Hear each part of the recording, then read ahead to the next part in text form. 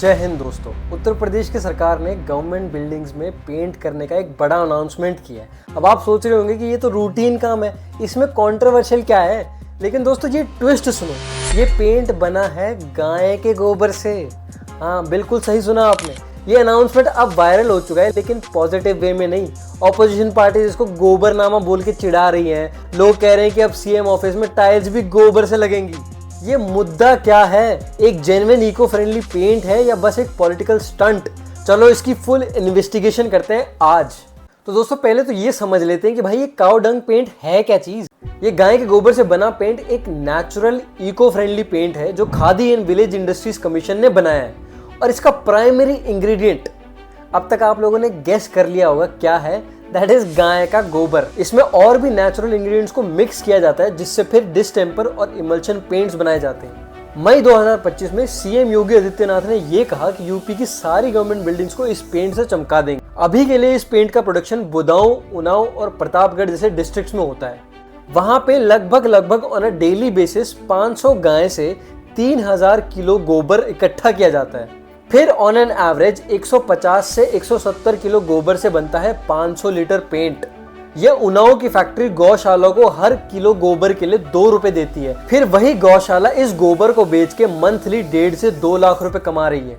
ये paint market में 120 से 140 रुपए प्रति लीटर के हिसाब से बिकता है। गवर्नमेंट को ये 80 से 90 रुपए प्रति लीटर के हिसाब से बिकता है और इसको बनाने का कॉस्ट है सिर्फ और सिर्फ 70 रुपए पर लीटर। ये बहुत ही बजट फ्रेंडली है। चलो अब इस पेंट के बेनिफिट्स देखते हैं। ये पेंट एकदम इको फ्रेंडली है। No harmful chemicals, no heavy metals. National test house ने इसको फुल अप्रूवल दिया है। ये एंटी बैक्टीरियल और एंटी फंगल है, मतलब रूम्स में जर्म्स का कोई डर नहीं। प्लस ये ऑर्डरलेस है, नॉन टॉक्सिक और घर को ठंडा रखता है। आपने अगर हमारे एंशिएंट इंडिया में या फिर अभी भी अगर आप रूरल इंडिया में कहीं पे चले जाएं तो गांव में दीवारों पे गोबर का पेंट लगाया जाता है क्योंकि वो कमरों को ठंडा रखती है। और हमारी इतनी गर्म कंट्री में इसकी सख्त जरूरत है। यूपी की 7693 गौशाला जहाँ पे 12.5 लाख के करीब गौ माता रहती हैं, उनसे ये सेल्फ रिलायंट बन रही है। फार्मर्स को गोबर के प्रति किलो 5 से 10 रुपए मिलते हैं और वुमेन सेल्फ हेल्प ग्रुप्स को नए जॉब्स। KVIC बोलता है कि एक गाय से फार्मर साल का 30,000 रुपए कमा सकता है। फैक्ट्री को फायदा, हम लोगों को पेंट के सस्ते रेट से फायदा, फार्मर को फायदा, लोगों को एम्प्लॉयमेंट। लेकिन दोस्तों अब यहाँ एक बड़ा ट्विस्ट आता है। लोगों का जरा रिएक्शन सुनो। समाजवादी पार्टी के अखिलेश यादव ने इसको गोबरनामा बोल दिया है। कह रहे हैं कि ये बीजेपी का ड्रामा है ताकि अनएम्प्लॉयमेंट, लॉ एंड ऑर्डर और फार्मर प्रॉब्लम से ध्यान हट सके। X formerly known as Twitter, उस पर तो भाई फुल ऑन मजाक चल रहा है। एक यूजर ने लिखा है सीएम साहब के ऑफिस में अब टाइल्स हटाओ, गोबर लगा दो। दूसरे ने कहा ये पेंट इतना ही ऑसम है तो ताजमहल पे क्यों नहीं पेंट कर देते। ऑपोजिशन कह रही है कि भाई ये रिग्रेसिव है, कल्चर के नाम पे बैकवर्ड जा रहे हो तुम लोग। बीजेपी ने फिर कहा कि भाई एसपी जो है इंडियन ट्रेडिशंस का अपमान ही करती आ रही है और ये पेंट फार्मर्स के लिए बहुत ही बड़ा हिट है। अब दोस्तों ये पेंट प्रैक्टिकल है या सिर्फ एक पॉलिटिकल तमाशा, ये अब तुम लोग डिसाइड करो।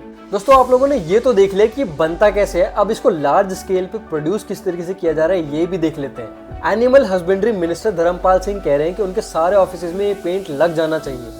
बुदाऊ और उन्नाव का फैक्ट्री प्लांट देख के यूपी के हर डिस्ट्रिक्ट में ये आदेश दिया गया है कि वैसा ही फैक्ट्री प्लांट उस मॉडल पे बेस्ड बनाएं। छत्तीसगढ़ में ऑलरेडी 2023 से ये पेंट यूज हो रहा है और वहां पे रूरल इकोनॉमी को बहुत बड़ा बूस्ट मिला है।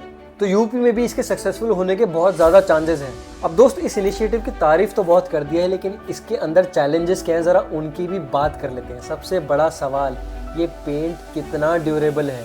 लोग बोल रहे हैं कि शायद ये केमिकल पेंट जैसा टिकाऊ नहीं होगा। डेटा अभी थोड़ा कम है तो टेस्टिंग बहुत जरूरी है इसको लेके। दूसरा हेल्थ का इशू, अगर गोबर सही से प्रोसेस नहीं हुआ तो माइक्रोबियल कंटेमिनेशन का रिस्क है। तीसरा है स्केलेबिलिटी का इशू, इतना गोबर सप्लाई करना, फिर उसका क्वालिटी कंट्रोल और ट्रेनिंग, ये सबसे बड़ा चैलेंज है। और सबसे बड़ी बात पब्लिक परसेप्शन। जब लोग गोबरनामा बोल के मजाक उड़ा रहे हैं तो अर्बन क्राउड इसको सीरियसली कैसे लेगा। और इस गोबर वाले पेंट का सबसे बड़ा राइवल कन्वेंशनल पेंट कंपनीज, वो इसके खिलाफ लॉबी कर सकती हैं। तो दोस्तों ये सब हर्डल्स हैं। अगर गवर्नमेंट चाहती है कि उनका इतना बोल्ड इनिशिएटिव जो इतना टोल होने के बावजूद सक्सेसफुल हो तो उनको ये सारी हर्डल्स क्रॉस करनी पड़ेंगी। तो दोस्तों ये था गाय के गोबर के पेंट का पूरा किस्सा। एक तरफ ये इको फ्रेंडली है, गौशाला उसको खुद का बिजनेस देता है, रूरल जॉब्स बनाता है और हमारे ट्रेडिशंस को मॉडर्न वाइब देता है।